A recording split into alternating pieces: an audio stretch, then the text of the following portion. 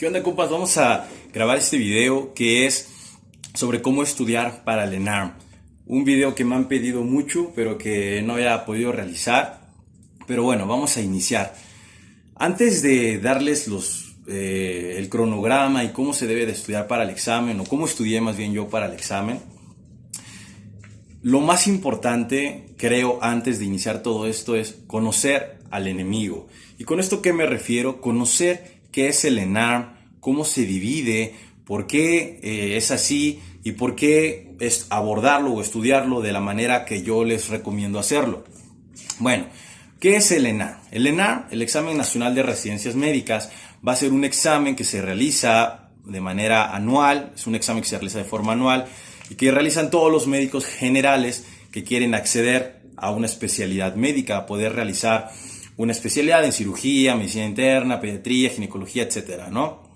Todos los médicos generales deben de realizar ese examen. Se realiza por ahí de septiembre, normalmente antes se realizaba a principios de septiembre, pero este año cambió y se empezó a realizar a finales de septiembre. Pero bueno, se realiza anual y todos lo tienen que hacer.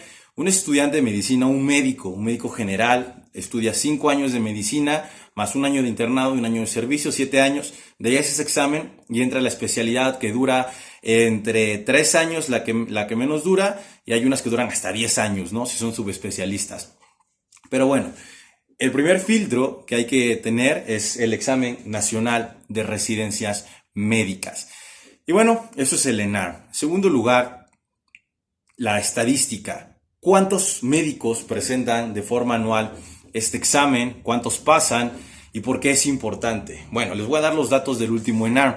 El último ENARM, que fue en septiembre del 2019, lo presentaron 42,680 médicos generales, de los cuales fueron seleccionados o accedieron a una plaza 9,480.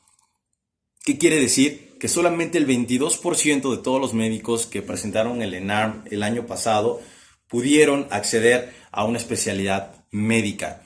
Y esto, ¿qué onda, no? ¿Qué quiere decir? Voy a poner un ejemplo que suena un poco fatalista, pero es necesario.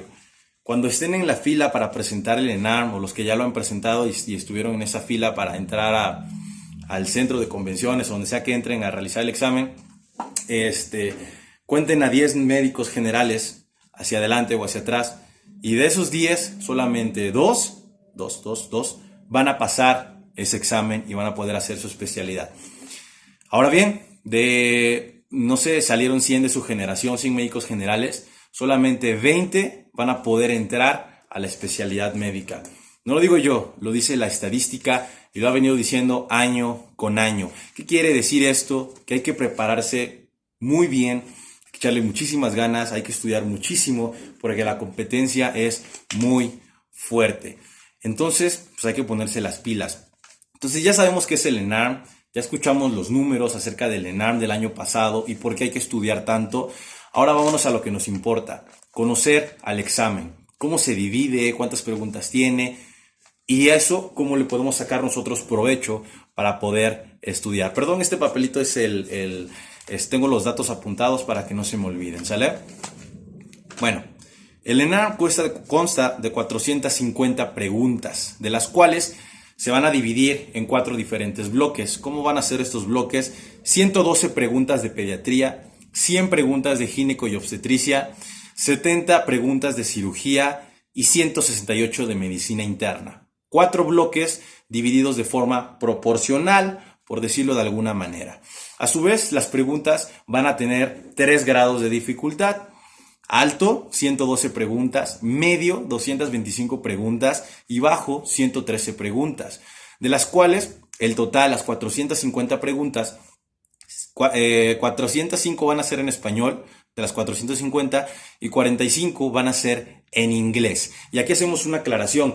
Antes, creo que antes del 2017, de los exámenes antes de ese año, se ponía una lectura en inglés y era como lectura y comprensión. O sea, era la lectura y tú tenías que leerla, estaba en inglés, pero ahí venían las respuestas, ¿me entienden?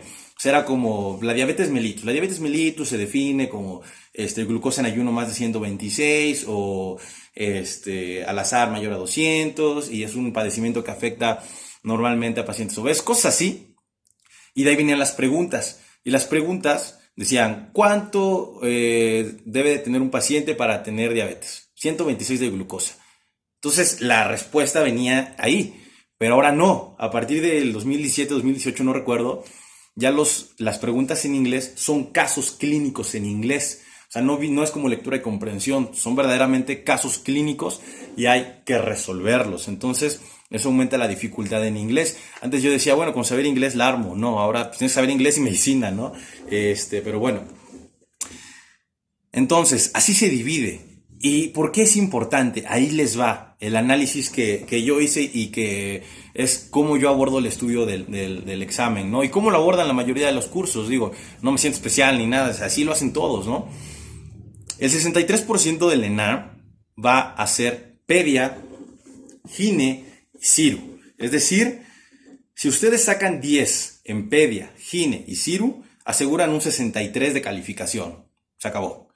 Obviamente es difícil sacar un 10, pero ¿qué es lo peor que puede pasar si intentan o si le tiran al 10? Que saquen 8. Si sacan 8, van a asegurar un 5, un 50 de calificación en el ENAR. Entonces, para entrar a otras especialidades, ya no les falta 22 puntos. La otra parte del ENAR, el 37% va a ser medicina interna. Medicina interna 37%, es decir, si sacan 10, aseguran un 37.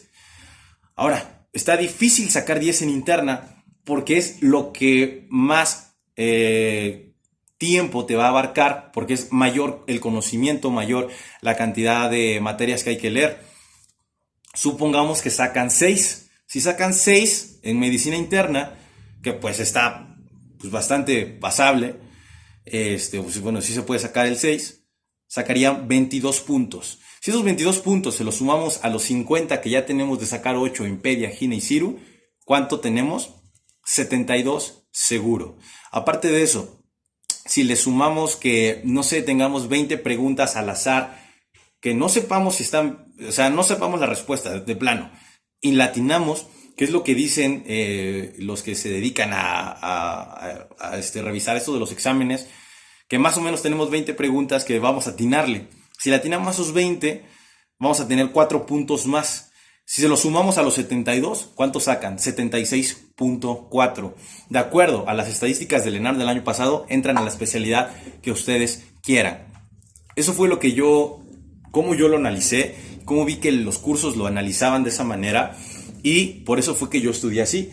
Yo presenté el ENAR en 2018, saqué 78, 89, algo así, y esto fue lo que yo hice. ¿Por qué? Porque interna son muchísimas materias, cardio, endocrino, derma, neumo, neurología, son muchísimas. Y pongamos un manual de estudio que ustedes quieran leer, el que sea. Más o menos van a ser cerca de 1500 páginas de nada más de interna.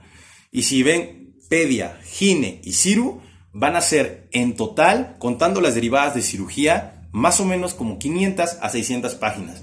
¿Qué es más fácil? ¿Aprenderse 600 páginas o 1500? 1500. Así de sencillo lo pongo. Hay que tirarle a sacar 10, pedia, gine, ciru. Deben de ser pediatras, ginecólogos y cirujanos. Medicina interna, que es para mí lo más difícil y lo más extenso, lo podemos dejar no a un lado, obviamente hay que ponerle ganas, pero aquí lo esencial es que hay que saber todo de pedia, gine y ciru, y de interna lo que verdaderamente les van a preguntar. No se claven en estudiar cardio, que pues les va a costar un montón. Conozco a gente que ha estudiado electro un mes o 2 meses y no les preguntan electro, ¿no? O les vienen 5 preguntas, máximo 10 de electro. Si las tienen mal, no pasa nada, mientras tengan todo bien respecto a lo demás que les acabo de explicar. Creo que me hice un poquito bolas, me imagino como el güey que está explicando ese meme, ¿no? Y que atrás está su pizarrón y está todo lleno de cosas bien raras, ¿no? Es muy sencillo. Hay que aplicarse a pedia, gine, ciru. La razón es lo que más viene. Interna es la otra parte proporcional, pero es mucho conocimiento. Sí hay que estudiarlo, pero hay que saber lo esencial. y del otro, hay que saberlo todo. Así de simple lo resumo. Es el análisis básicamente que yo hice y el por qué hay que estudiar eso. Les repito, NARM, el puntaje más alto fue de oftalmo, 76.6. Y con oftalmo fue 73.2. Y si le tiran a esto, van a sacar 76.4 más o menos. No estoy diciendo que siempre vaya a funcionar, obviamente depende de qué tanto estudien, ¿no? Digo, sacar 8 en PEDIA, GINA y CIR, pues no está fácil. Y sacar 6 en MI tampoco está fácil. Hay que estudiar, obviamente, pero hay que saber qué estudiar. Y eso es lo que les acabo de explicar, cómo y por qué yo digo que hay que estudiar así. Y los cursos, eso es lo que más enfocan. ¿Sale? Entonces, pues básicamente eso es todo, compas.